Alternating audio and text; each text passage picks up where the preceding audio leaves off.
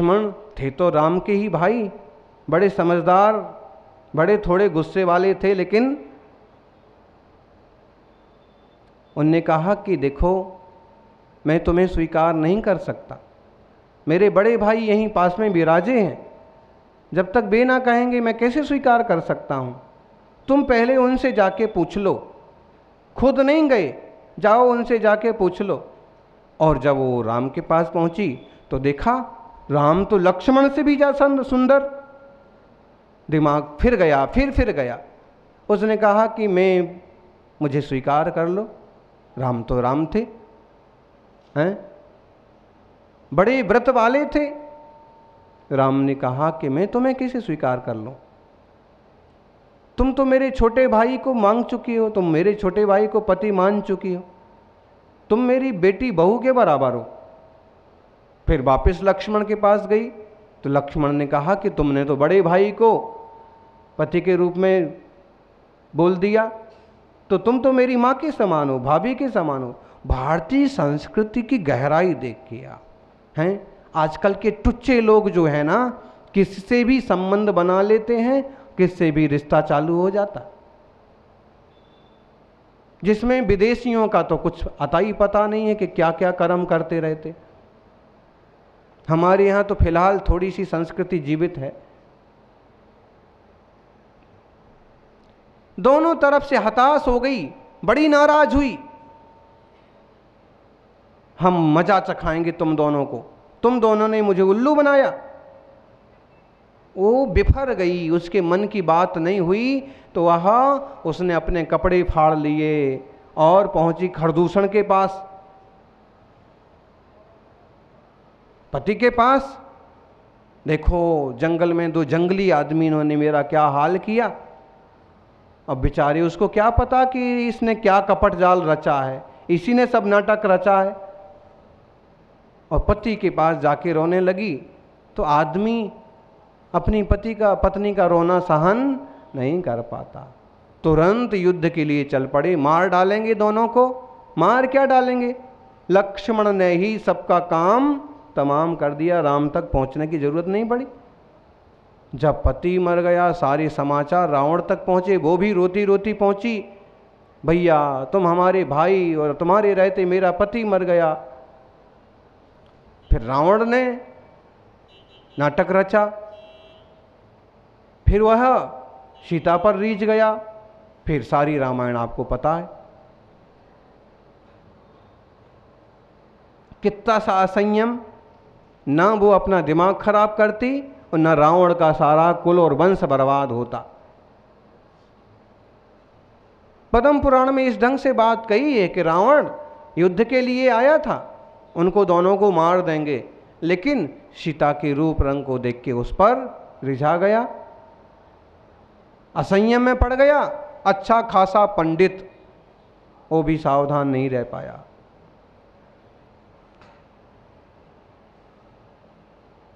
और परिणाम क्या हुआ, सीता का अपहरण हुआ, जटायु बीच में आया।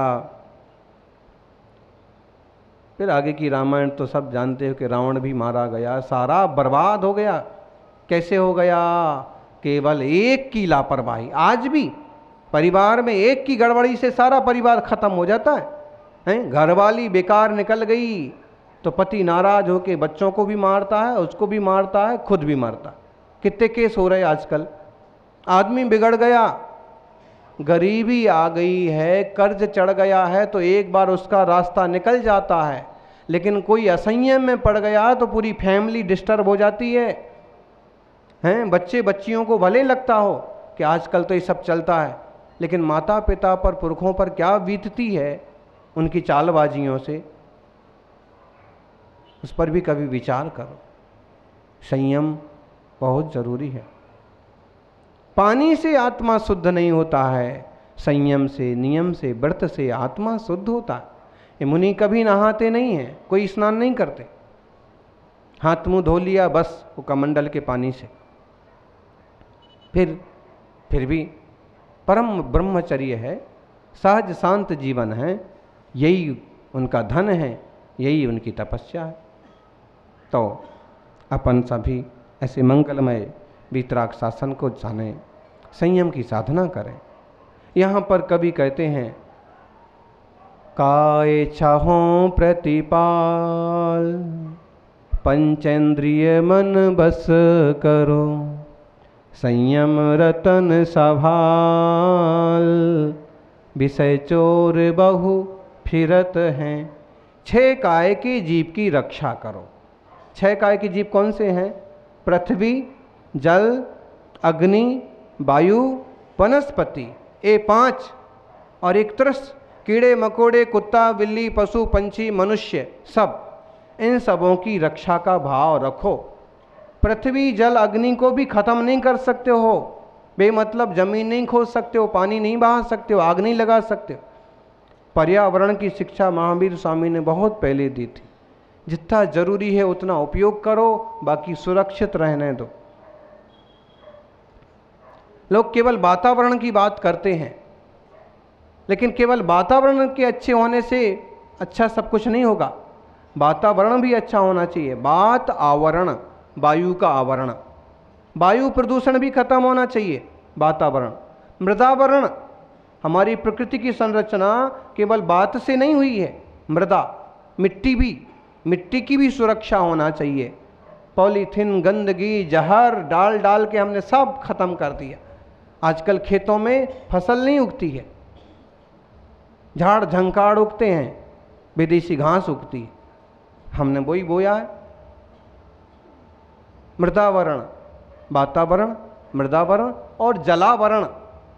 हम क्या सोच रहे हैं कि हमने सफाई करके जहर मिला के नालियों में पानी बहा दिया, हम फ्री हो गए।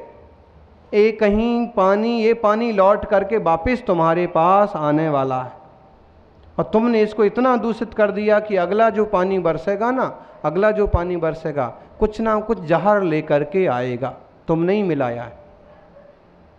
इसलिए मृदावरण, वातावरण और जलावरण, इनकी सुरक्षा, जीवों की सुरक्षा, पशु पंछियों की सुरक्षा भी जरूरी है। कीड़ों का अपना काम है, कुत्तों का अपना काम है। देखो लगे हुए हैं, कोई अजनबी आ गया तो भौंक रहे हैं, कोई चोर आ गया तो भौंक रहे हैं। गाय का अपना काम है, दूध देती है। किसी का भी अहित नहीं हो। 6 काय के जीवों की रक्षा, 5 इंद्रियां और मन को बस में करो। 5 इंद्रियां हैं अपने शरीर में, आँख, कान, नाक, मुंह, जीभ, बस में करो, कंट्रोल करो, और मन को बस में करो। मन को जीत लिया तो सब जीत गया। गांधी जी के 3 बंदर, कौन कौन से? गांधी जी के 3 बंदर, बुरा मत बोलो, बुरा मत सुनो, बुरा मत देखो। बुरा मत देखो सुनो, अच्छा देखो सुनो। लेकिन महावीर स्वामी का 4था बंदर कहता है कि बुरा मत सोचो।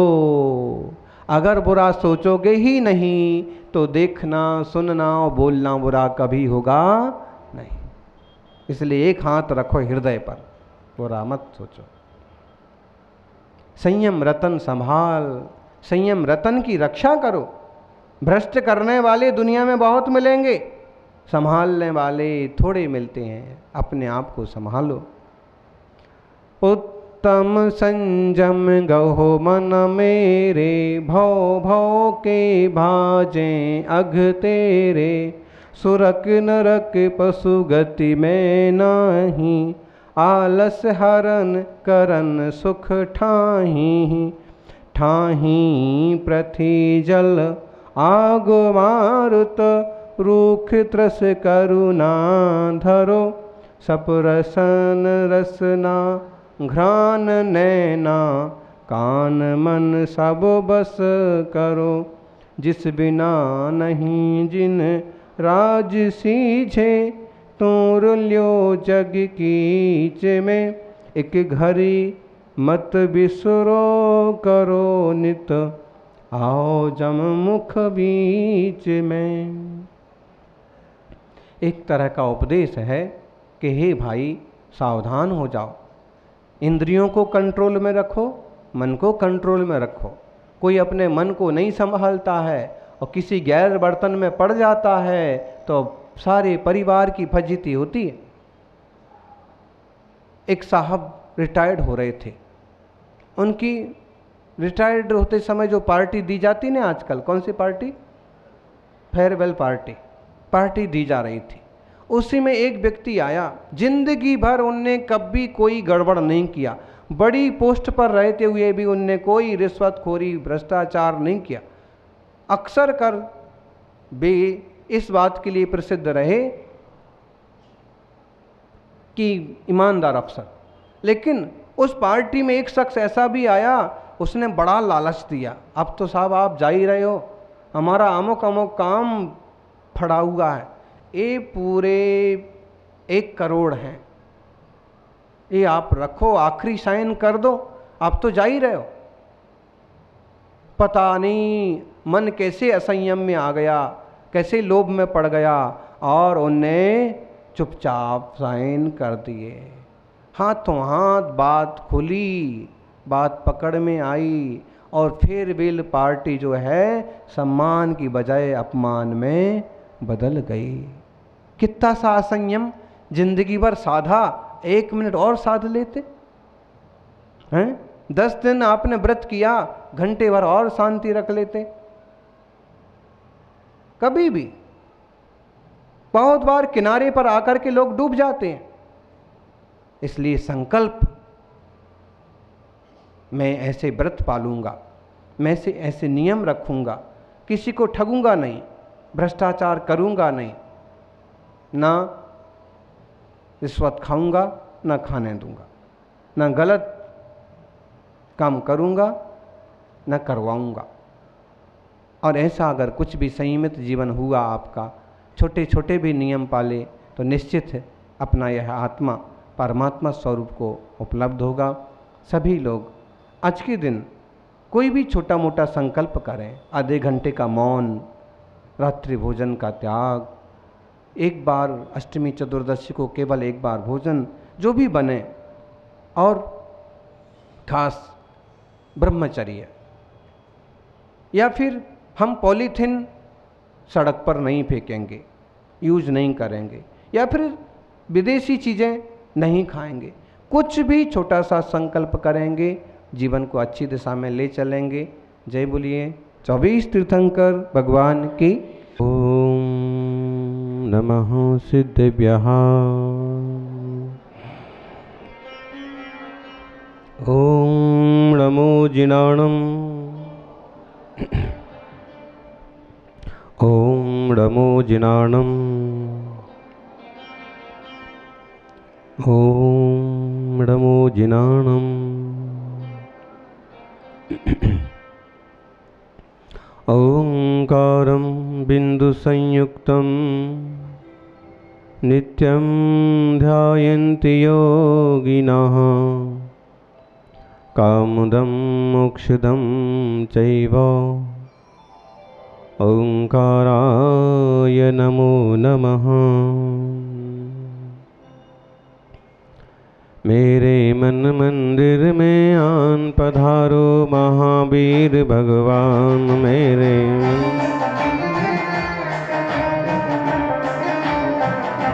मेरे मन मंदिर में आन पधारो महावीर भगवान।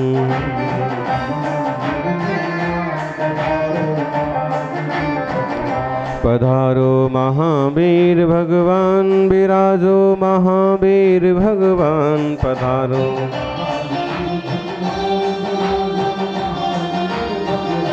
पधारो महावीर भगवान, विराजो महावीर भगवान।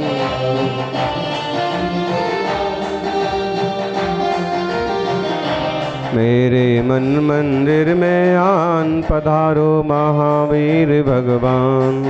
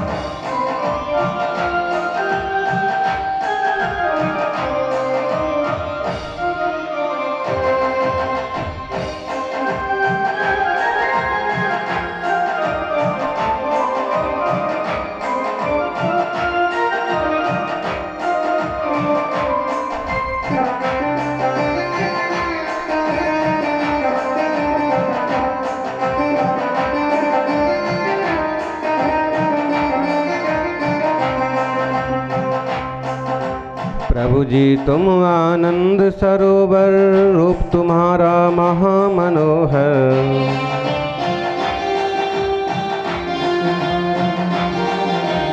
प्रभु जी तुम करुणा के सागर, रूप तुम्हारा महामनोहर। कर दो सबका कल्याण, पधारो महावीर भगवान। मेरे मन मंदिर, मेरे मन मंदिर में आन, पधारो महावीर भगवान।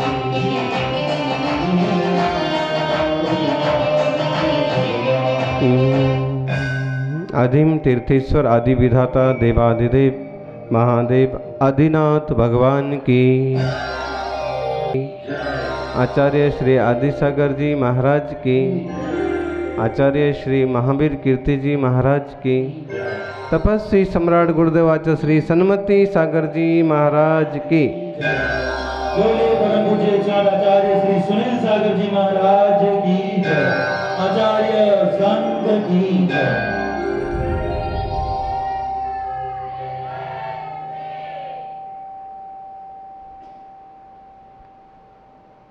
इतिहास लिखा जाता था, इतिहास लिखा जाएगा। इतिहास लिखा जाता था, इतिहास लिखा जाएगा।